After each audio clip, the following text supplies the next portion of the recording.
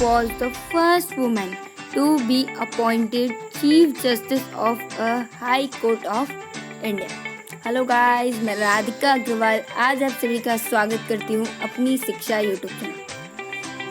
अभी मैंने आपसे एक क्वेश्चन पूछा है। अगर आपको इस क्वेश्चन का आंसर पता है तो मुझे कमेंट करके बताइए, और अगर आपको इस क्वेश्चन का आंसर नहीं पता है तो वीडियो को एंड तक देखिए, आपको इस क्वेश्चन का आंसर पता चल जाएगा। आज हम पढ़ने वाले हैं chapter 3, theory base of accounting, accounting standards and international financial reporting standards.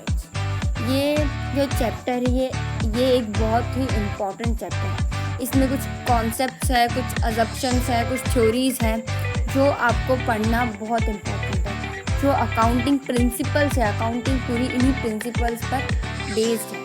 तो चलते हैं हम अकाउंटिंग अजम्पशंस की तरफ।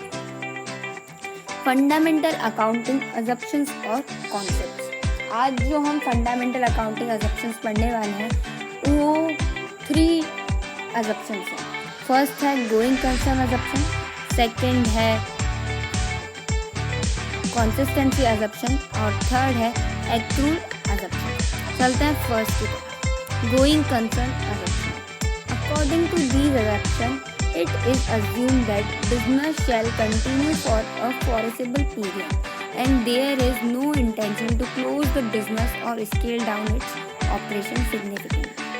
Going concern assumption का मतलब होता है, इसके अकॉर्डिंग ये होता है कि बिजनेस जो है वो एक हम ऐसा मान के चलते हैं। जब हम बिजनेस स्टार्ट करते हैं तब हम ये मान के चलते हैं कि बिजनेस जो है वो एक फॉरेसेबल पीरियड के लिए चलने वाला है, मतलब उतने टाइम के लिए चलने वाला है जो हम गिन नहीं सकते, और कोई हमारा ऐसा कोई ख्याल नहीं है कि हम इतने टाइम में इस बिज़नेस को बंद कर देंगे।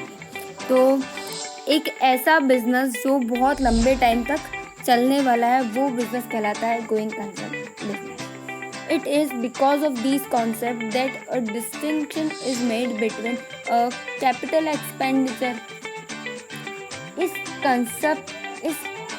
कॉन्सेप्ट की वजह से एक डिस्टिंक्शन बन गया है कैपिटल एक्सपेंडिचर और revenue expenditure.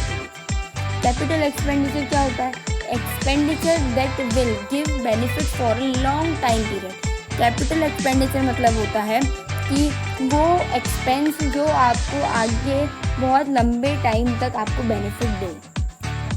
And revenue expenditure one whose benefit will be consumed and exhaust with in the accounting period. Revenue expenditure का मतलब क्या होता है कि वो बेनिफिट जो आपको एक अकाउंटिंग पीरियड के अंदर ही मिलने वाला है, या एक अकाउंटिंग पीरियड के अंदर ही जिसका बेनिफिट जो है वो ख़त्म होने वाला है, वो कहलाता है revenue expenditure.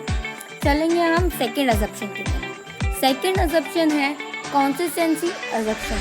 According to these consistency assumption, accounting practice once selected and adopted should be continuously applied year after year. For example,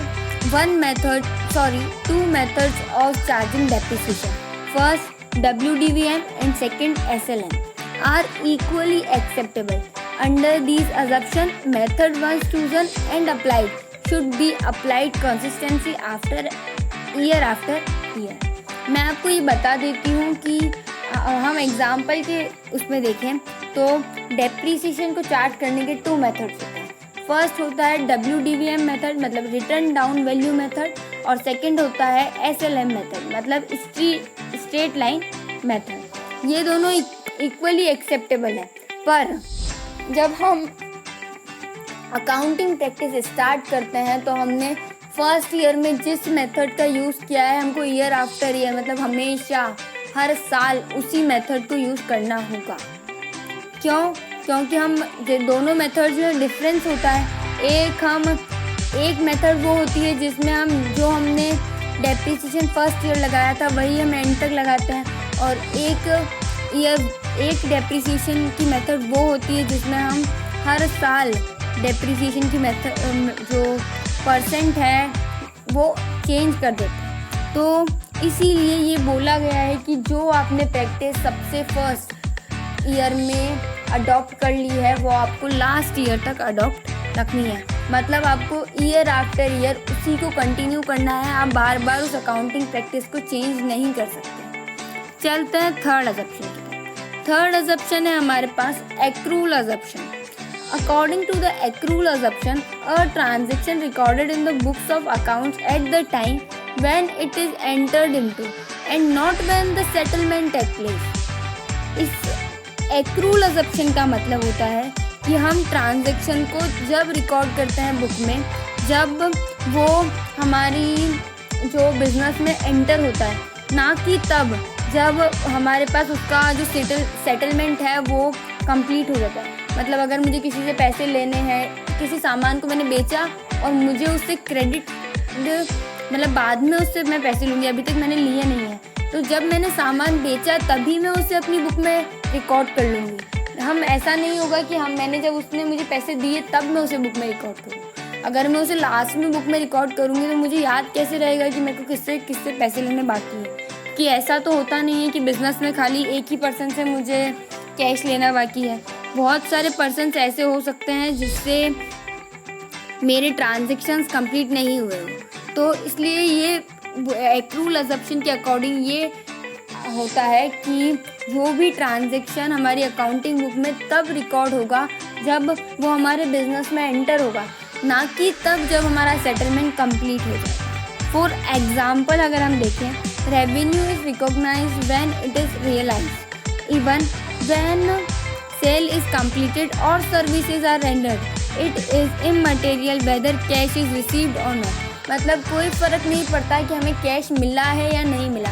अगर हमें वो कैश फ्यूचर में मिलने वाला है, अगर हमें वो प्रॉफिट फ्यूचर में होने वाला है, तो भी हम हमारी अकाउंटिंग बुक में अभी ही रिकॉर्ड करेंगे।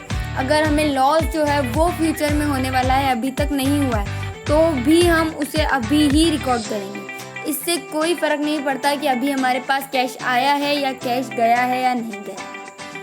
फ़र्क इस चीज़ से पड़ता है कि हमारे पास कभी ना कभी वो ट्रांजैक्शन होने वाला है, भले वो हमें कैश मिलने वाला हो या हमारे पास से कैश जाने वाला। तो चलते हैं आज की क्वेश्चन की तरफ। मैंने आपसे स्टार्टिंग में एक क्वेश्चन पूछा था, who was the first women to be appointed chief justice of a high court of India.